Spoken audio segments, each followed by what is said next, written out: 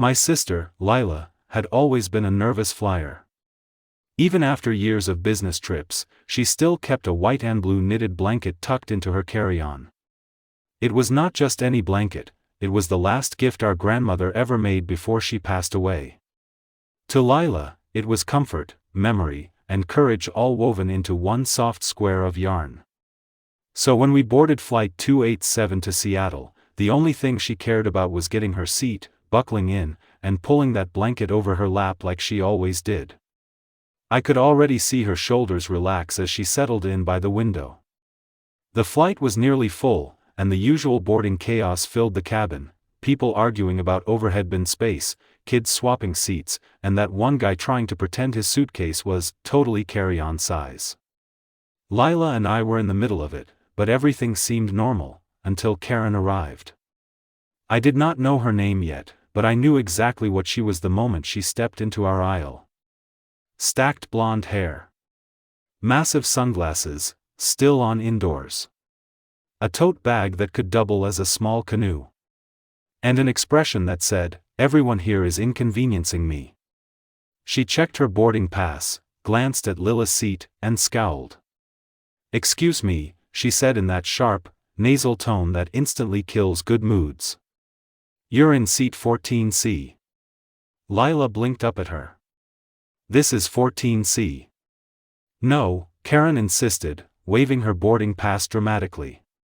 "This row is wrong. You need to move." I leaned forward. "Ma'am, she's in the right seat. Yours is across the aisle." Karen gave me a look like I had personally kicked her dog. Then she turned back to Lila, and that was when she noticed the blanket. Her eyes narrowed. "Oh, that's cute," she said, reaching toward it. "I need that." Lila instinctively pulled it closer. This is mine." "Well," Karen snapped, "I paid extra for Comfort Plus, and they're supposed to give blankets. The flight attendant told me they're out. So I'll take that one." My jaw actually dropped. "That isn't an airline blanket," I said. "It's her personal property." Karen rolled her eyes like property rights were optional in her world. "Do not be dramatic. She can use a jacket." "She doesn't want to use a jacket," I shot back. "She wants her blanket." Karen scoffed loudly. "This is unbelievable. Some people are so selfish." She reached again, actually reached, like she was grabbing groceries off a store shelf. Lila shrank back against the window. "Please don't touch it." That was enough for me. "Hey!" I snapped. "Seriously, stop. I need it more." Karen barked. "My son has sensitive skin, and he needs something soft. They promised me a blanket. That girl can share." "The girl is 26, and she doesn't have to share anything with you," I said. By now, people nearby were starting to stare. A few even pulled out their phones. Karen noticed and hissed under her breath. "You're making a scene." I was making the scene. The audacity was Olympic level. Before she could grab the blanket a third time, a flight attendant appeared, tall, calm, and wearing a smile that said she had seen far worse and was not in the mood for any of it. "Is there a problem here?" she asked.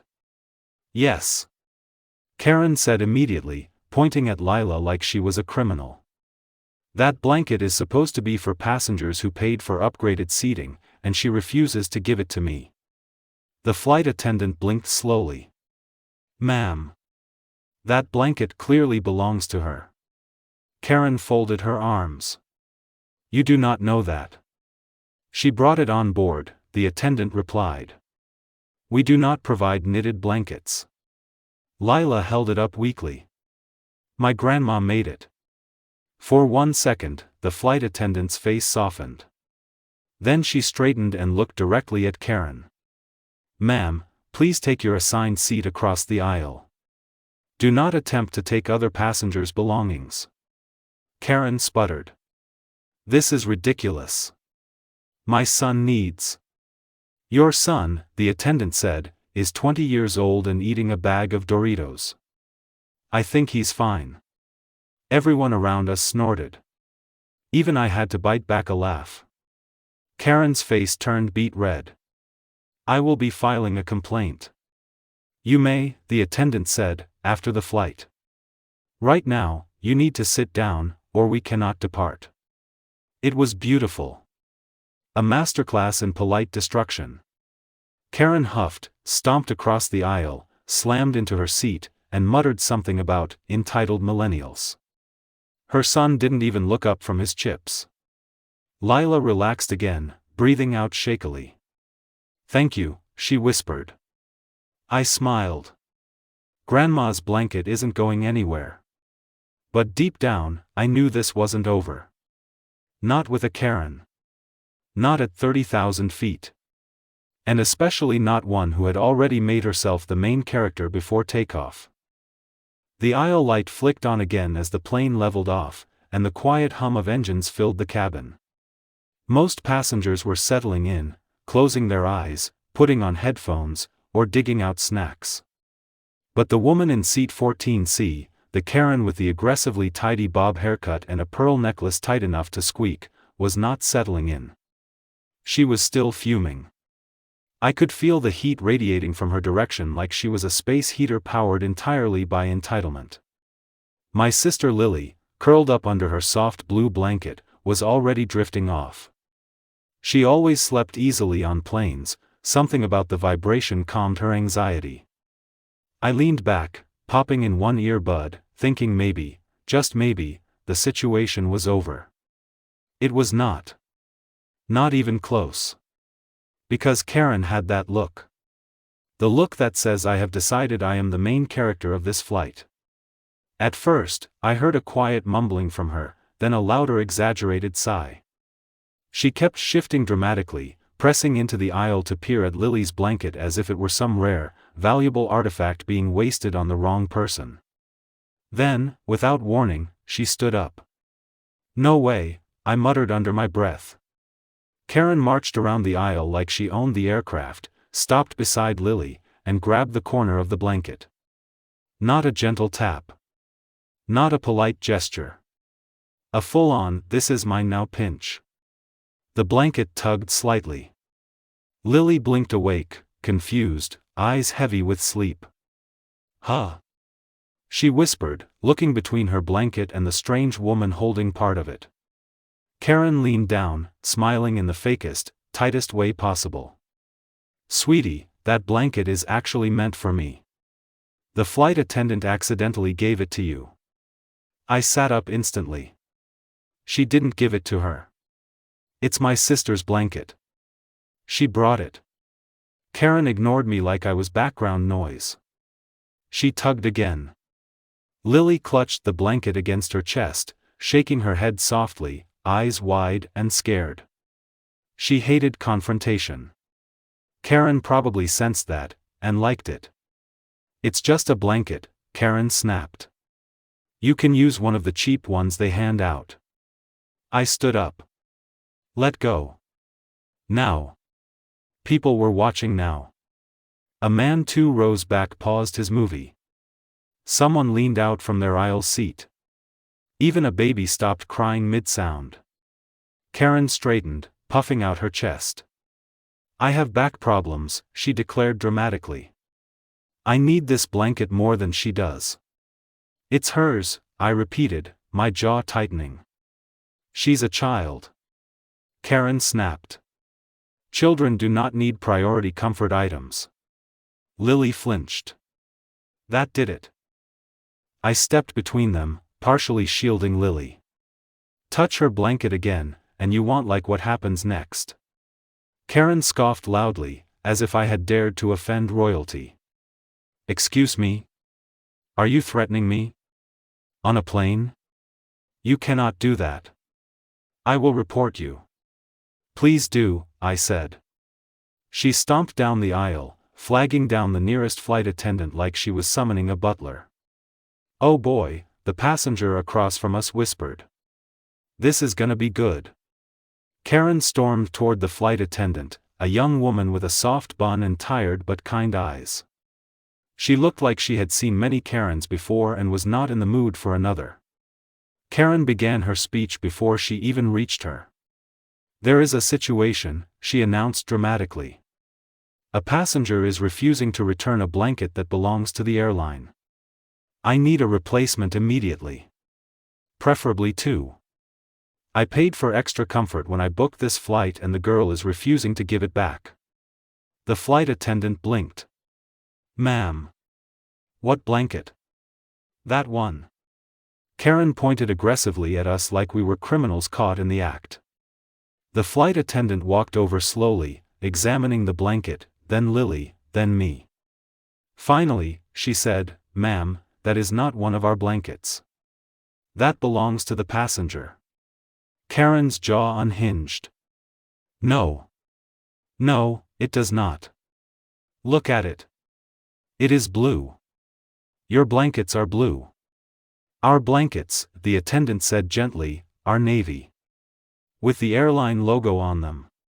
Karen squinted. "Well. This one should be mine anyway." "You cannot take someone else's property," the attendant replied calmly. Karen clutched her hands. "I have back problems." Without missing a beat, the attendant said, "We can offer you a lumbar cushion." I had to bite my cheek to stop myself from laughing. Karen sputtered like a malfunctioning sprinkler. "Do you have any idea who I am?" A passenger nearby muttered, "Unfortunately, yes." Karen stomped her foot. "I demand you take the blanket from that child and give it to me. I paid for comfort." The flight attendant's expression shifted into that professional smile that's somehow friendly and terrifying at the same time. "Ma'am," she said firmly. "If you touch that blanket again, I will have security waiting for you at landing. Do I make myself clear?" Karen froze. Her eyes darted around the cabin. People were watching. Phones were pointed. She was losing. She huffed loudly, spun around, and stomped back to her seat like a furious toddler denied candy. Lily exhaled shakily, hugging the blanket. I squeezed her shoulder. "You're okay." Karen muttered angrily under her breath for a good 10 minutes, but she never touched the blanket again. And everyone on that plane knew, this was not the end. Not by a long shot. The plane cruising at 37,000 feet should have felt peaceful, but the tension in row 14 was so thick it practically vibrated. My sister Emily sat stiffly beside me, clutching the edge of her soft floral blanket like it was a lifeline. She was 23 but looked younger when she was anxious, wide-eyed, quiet, easily overwhelmed. Her blanket helped her travel, it kept her steady. Everyone in our family knew this. But one person on this plane did not care. Karen. She sat in the aisle seat across from us, rigid as a board, blonde hair lacquered into a helmet, lips pinched in disapproval so deep it looked permanent. She had complained since the moment she boarded, about the boarding group order, the temperature, the seat size, the smell of airplane coffee, and of course, the fact that she was not upgraded to first class despite flying more than anyone here. When the flight attendant politely informed her that upgrades were based on status, not volume of complaints, the woman had practically hissed. And now she had a new target. Emily's blanket. "It is ridiculous," Karen muttered loudly enough for half the row to hear. "Adults carrying around children's blankets. Honestly." Emily stiffened, shrinking into her seat. I shot Karen a warning look. She's not bothering anyone. Karen ignored me completely. Instead, she stretched her legs wide into the aisle, then leaned our way until her arm nearly brushed Emily's. Some people clearly do not understand aviation standards. That blanket could be a safety hazard. "It's a blanket," I said slowly. She scoffed. "Fabric can interfere with airflow." Even Emily turned her head at that, confused. I had to bite my lip to stop myself from laughing at how absurd it was. But Karen was not joking. Suddenly, without warning, she reached over and grabbed the end of the blanket. Emily gasped and clutched it to her chest. "No," Karen snapped, like she was speaking to a child. "You do not need this. You are on a shared aircraft. You should have asked permission before bringing something like this on board." My heart dropped into my stomach. "You do not touch her," I said sharply. Karen rolled her eyes. "Oh, please. I am trying to maintain order. If the crew will not enforce proper etiquette, I will." Across the cabin, the flight attendant, Ava, looked up from a cart she was organizing. She had been watching the interaction quietly, waiting to see whether she needed to intervene. She did. Ava walked toward us, her expression calm but laser-focused. She had the kind of presence that made you straighten your spine without thinking. "Is everything all right here?" she asked, voice smooth but controlled. Karen immediately launched into her performance, flipping her hair dramatically. "Yes, actually, no, everything is not all right. This girl is. She is 23, I corrected instantly. Hogging comfort items." Karen finished. "It is unsanitary. She should not have it." Ava blinked once. "Ma'am, a personal blanket is perfectly allowed." Karen's jaw dropped. "Well, I do not approve of it." Ava offered a polite but firm smile. "Fortunately, airline policy does not run through you." I swear I heard someone from row 15 stifle a laugh. Karen's eyes flared. "Are you mocking me?" "No, ma'am," Ava said, completely unbothered. "I am enforcing policy, which states passengers are entitled to personal comfort items as long as they do not create an obstruction. This blanket is not obstructing anything." "It obstructs me," Karen said, folding her arms.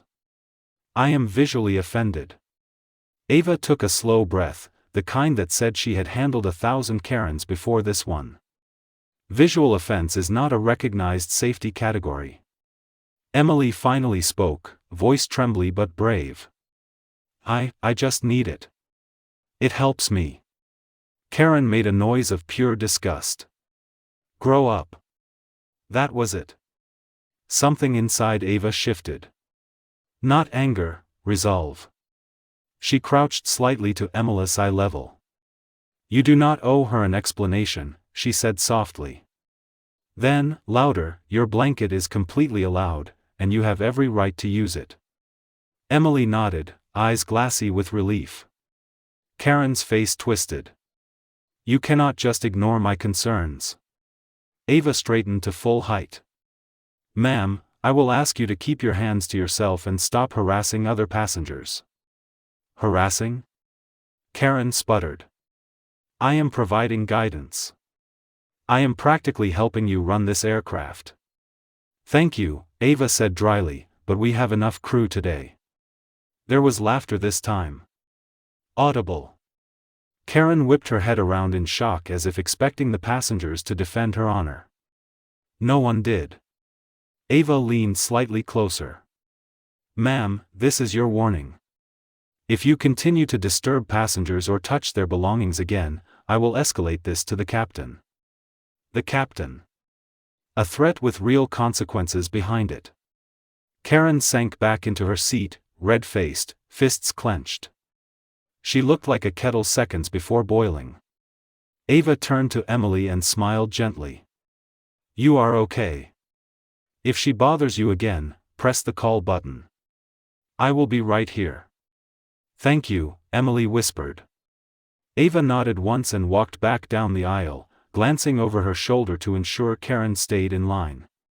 For about 10 seconds, Karen did. Then she leaned forward, glaring at us with pure venom, and whispered just loud enough for us to hear. "This is not over." But for the first time since boarding the plane, Emily rested her head on my shoulder, wrapped her blanket around herself, and exhaled softly. Because now we had backup. Real backup. And Karen had just started a fight she was not equipped to finish. The cabin lights dimmed to their soft evening glow as the plane began its gradual descent toward Chicago. Passengers settled into a quieter rhythm, movies paused, window shades cracked open, and the soft rustle of snack wrappers replaced the earlier chaos. But Karen, even after being humiliated twice in one flight, still wasn't finished. I kept glancing at my sister, Lily, to make sure she was okay. She had her blanket wrapped around her shoulders now, her blanket, not Karen's, not the airline's. Hers. She was calmer, finally, but every time someone walked down the aisle too fast or the intercom beeped, she flinched. That was the toll of Karen's nonsense. But Karen? She sat 2 rows behind us, stiff as a board, arms crossed so tight her elbows nearly touched. She was refusing drinks, refusing snacks, refusing to acknowledge anyone. Just simmering like a kettle. Every few minutes, she'd mutter dramatically. She assaulted me. I'll have her job. They're going to hear about this. No one responded. Not one passenger. Then came the intercom. Ladies and gentlemen, as we begin our descent, please ensure all belongings are secured. Karen's hand shot up again. Oh, for the love of, I muttered under my breath. The flight attendant, the same one who had shut Karen down twice already, walked toward her with the patience of a saint but the expression of someone who had already reached their daily Karen quota. Yes, ma'am. How can I help you? Karen pointed toward me and Lily. That girl, the one with the blanket, she assaulted me earlier. And you restrained me. I want the captain. Right now. Everyone within 10 rows let out some form of sigh, groan, snicker, or muttered prayer for strength. The flight attendant kept her professional smile, but her eyes said I am 3 seconds away from opening the emergency door and letting myself out. Ma'am, I have already documented what happened. You attempted to take a passenger's personal item, refused instructions, and escalated a situation unnecessarily. Karen barked. That blanket should be mine. You could practically hear every brain cell in the cabin collectively slam into a wall. The flight attendant nodded slowly. Ma'am, I will get the captain. But I need to inform you, when the captain comes to speak with you, protocol requires us to inform airport security as well. That shut her up. She sank back into her seat like a deflated balloon. But it wasn't over. 10 minutes later, after the seatbelt sign turned on again, the captain himself walked down the aisle. The whole plane perked up. Some passengers even pretended to read newspapers they didn't have. The captain crouched beside Karen. Ma'am, I've spoken with my crew. They informed me of your repeated disruption. Can you confirm their account? Karen tried to straighten herself up, putting on her best victim voice. They bullied me. The attendant grabbed me.